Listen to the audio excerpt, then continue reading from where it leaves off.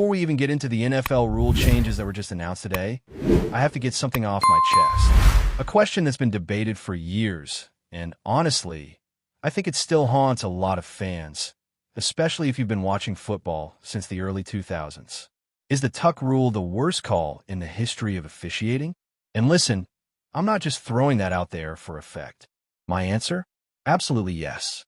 No hesitation. That call changed everything, and depending on who you root for, it either gave birth to a dynasty or ripped your football heart out. But all right, I had to put that out there before we dive into what's going on today. Hey, hope you're all doing well. In today's episode, I want to talk about some updates that have been circulating around the Las Vegas Raiders. And yeah, I'll admit, some of these might not be the happiest news if you're an old-school fan. But we've also got a breakdown of some of the new rule changes that the NFL just made official, and I'll explain what they mean for the Raiders specifically and how they could affect the rest of the league. Let's kick things off with the news about training camp, or better said, where it won't be happening. Raiders fans, especially the ones who've been following the team since the Oakland days, might be disappointed to hear this, even if it's not exactly a shock. There will be no training camp in Napa in 2025. I know, it's not a massive surprise, but it still hits a little different when you hear it officially. While nothing has been locked in 100% just yet, all signs point to the team staying put in Henderson, Nevada for the off-season program once again. Now, look, Henderson is a solid facility. The organization's invested a ton in that space. But there's something nostalgic, even iconic, about Napa. From 1996 all the way to 2019, that was the place where the season began. It had this laid-back vibe, that California sun, and a kind of ritual feel to it. Fans would make the trip, some even building their vacations around it. It became a tradition. So if you were holding out hope that the Raiders would take it back to Napa, sorry to break it to you. It looks like those days are officially in the past. But hey, whether it's in Henderson or Hawaii, when Raiders news drops, I want you to be up to speed. And even on a day like today, where you could argue there's not a ton happening directly within the Raiders organization, there are a bunch of updates from the league that matter. And let's not forget, the Raiders are still part of the National Football League. So, yeah, what the league decides affects this team too, whether you like it or not. So, let's shift gears and talk about the rule changes. We'll keep it focused on what's actually been approved, and skip over the ongoing debates around plays like the tush-push, which honestly still feels like it's being argued in every corner of the internet. What we do know is that the league is making changes that will have a real impact on gameplay. Some of them might seem small at first glance, but when you dig a little deeper, you start to see how they could really shake things up. Let's begin with the first officially passed rule, a revision to Article 6 that makes permanent the free kick formation introduced in 2024. This setup is kind of like a standard scrimmage play where players are bunched up closer to the line with limited movement. The idea is to reduce speed and space on kickoffs, which in turn increases the odds of an actual return happening. You're going to see fewer touchbacks, more action, and possibly more chaos. There's also a change to how teams on the receiving end have to line up in the setup zone, plus an adjustment on where the ball gets placed after a touchback. From now on, if the ball drops in the end zone and the receiving team downs it or it goes out the back, the offense starts at the 35-yard line instead of the 25. Yeah, you heard that right, 35. Now, if you're hearing all this and thinking, what the heck does any of that mean? Don't worry, you're not alone. I had to read it more than once myself. That's part of why I wanted to make this episode. Because on paper, it's a lot of technical jargon.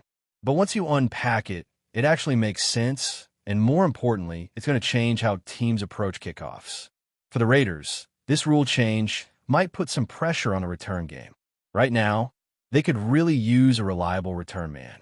Someone like Trey Tucker, who had a decent showing back in his days at Cincinnati, might have a chance to carve out a bigger role here, especially given the current uncertainty at the running back position. A lot of teams last season started adapting to the new return rules by leaning more on their backs, shifting the style of play to prioritize running more than ever.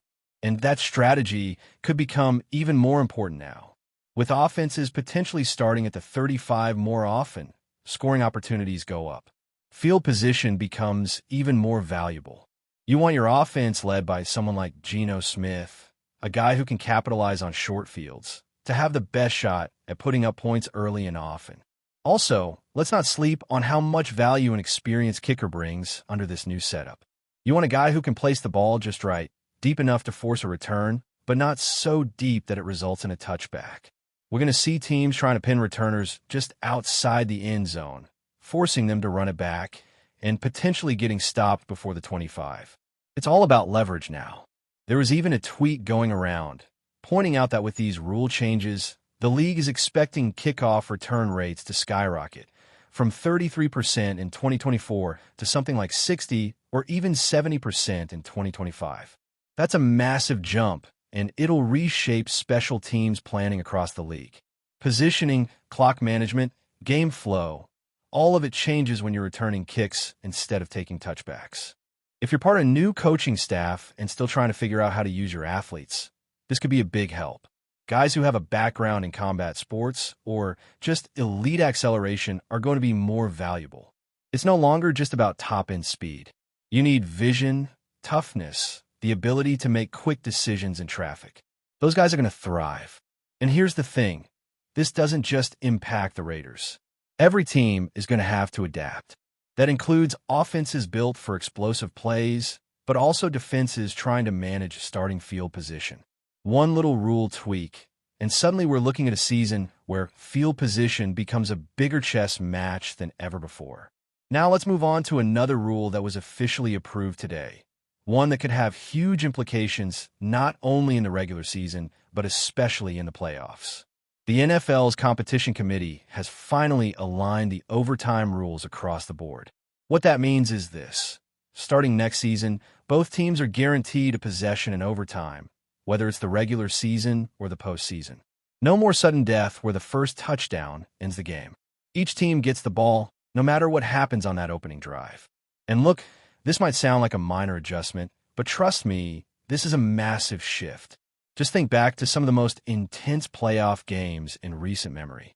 You've got two powerhouse offenses going blow for blow, and then, boom, one team scores first in OT, game over. The other team's offense doesn't even get a shot. That's brutal. Now, we're finally moving toward a more balanced and fair system. And honestly, it's about time. In fact, this whole adjustment feels like the NFL took a page from college football's playbook. No, we're not talking about starting at the 25-yard line like in the NCAA, but that spirit of fairness, of giving both sides a shot, that's exactly what this rule aims to bring. And considering how many college coaches have transitioned to the NFL recently, especially with teams like the Raiders bringing in new blood from the university level, it wouldn't be surprising to see some crossover in terms of how overtime gets managed going forward. Coaches will have to adjust their strategy. Do you play for a touchdown right away? Do you consider going for two if you score second? The playbook changes when you know the other team will get a chance. And this could benefit well-balanced teams, those that don't just rely on their offense or defense, but build a roster that can execute in all three phases of the game. Now, speaking of roster building, another rule change approved today could really help teams manage their depth better, something the Raiders, in particular, have struggled with due to injuries in recent seasons. Here's the deal. Teams can now designate two players to return from injured reserve right after final roster cuts. That means instead of being locked into a 53-man roster and having to cut or stash guys with the hope they clear waivers, you can keep two of them in your plans from the get-go. This solves a problem that's frustrated coaches and fans for years. We've seen it time and again. A player gets cut because he's not fully healthy, but 24 hours later, he's back on a roster because they finally put him on injured reserve. It's a messy workaround. But now, with this change, teams can finalize a 55-man roster, activate 53 on game day, and have two designated to return from IR. It's cleaner, smarter, fairer. And for teams like the Raiders, who've had their share of injury struggles, and recently brought in two new professionals to bolster their strength and conditioning staff, this gives them more flexibility. If you've got a young player who's promising but not quite ready physically, you don't have to throw him into the fire or risk losing him on waivers. You can keep him around, let him heal, and bring him back when he's ready. But that's not the only rule tied to roster depth. Another new policy allows for two additional designated to return players in the postseason, raising the cap from 8 to 10. That might sound like a small number, but in a league where one injury can shift the entire playoff picture, having those two extra options could be game-changing. Let's be real, depth matters more than ever in January. Now, obviously, for that to even matter, the team has to make the playoffs. But if you're a front office that values roster depth, building a full team from player 1 to player 53, not just overpaying a few stars, this is where you find your edge. Look at the teams that go deep in the postseason. They're the ones that can lose a starter and still compete. This rule rewards that kind of roster construction. And hopefully, for a team like the Raiders, it helps avoid the kind of late-season collapse we've seen in the past when injuries pile up. Now, switching gears a bit, let's talk about instant replay, and specifically how much more power officials will now have thanks to expanded video review. Starting this season, referees can get assistance from replay officials on very specific elements of a play, including face masks, vulnerable player hits, horse collar tackles, trips, and roughing the kicker. These are all high-impact, game-altering moments, and now they'll have an extra set of eyes making sure they get it right. This is a huge win for accuracy. I mean, how many times have we all sat there watching a replay and screaming at the TV like, that was a face mask? How did they miss that? Well, now, if it's clear and obvious on video, it can be corrected. That's the kind of progress fans have been asking for. But, and this is a big but, guess what didn't make the list? Roughing the passer. Yeah, somehow that's still off limits. And if you've watched a Kansas City game recently, you know exactly why that's frustrating. There's been this feeling, fair or not, that certain teams get more favorable calls when it comes to protecting their quarterbacks. And honestly, it's tough to watch when it seems like the refs are overreacting to minimal contact just because it's a star QB. You'd think, after all the backlash from last postseason, when officiating took center stage for all the wrong reasons, the league would want to clean this up. But for now, roughing the passer is still untouchable when it comes to review. Hopefully, that changes soon, because fans don't mind a tough call. They mind a wrong call. Now let's jump into another rule tweak that flew a bit under the radar, but could be one of the most useful. Teams can now carry 55 players, so long as 2 of them are designated as IR return candidates.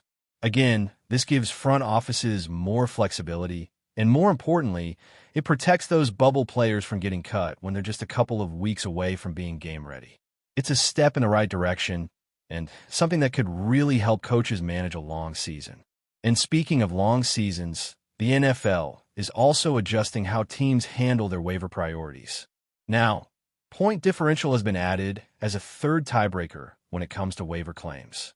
That might not sound exciting, but it could absolutely matter when you're fighting for late-season depth or looking to snag a player who just got released by another team.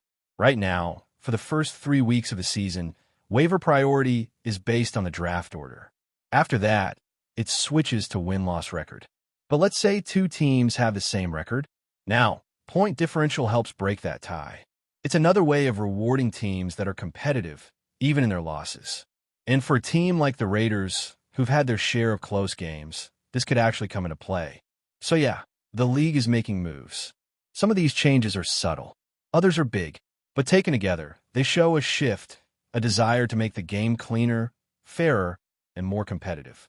And whether you're the top team in the league or fighting your way back into contention, every little edge counts. Before we continue, don't forget to subscribe to our channel and give this video a like. Your support helps us keep bringing you the latest updates on our Las Vegas Raiders. And don't be shy. Drop your thoughts on the news in the comments below. In the world of the NFL, the name Tyreek Hill is synonymous with speed, electrifying plays, and a legacy of dominance on the field. Known as Cheetah for his blistering pace, Hill has captivated fans with his jaw-dropping performances for the Miami Dolphins. But could the dynamic wide receiver soon be packing his bags for a new adventure with the Las Vegas Raiders? The rumor mill is swirling, and a potential move to the Raiders could be a game-changer not only for Hill, but for the entire AFC. With Hill's contract situation and his recent frustration with the Dolphins, Las Vegas might be the perfect destination for a fresh start. Hill's impact on the field is undeniable. From his time with the Kansas City Chiefs to his record-breaking performances with Miami, Hill has redefined what it means to be a wide receiver.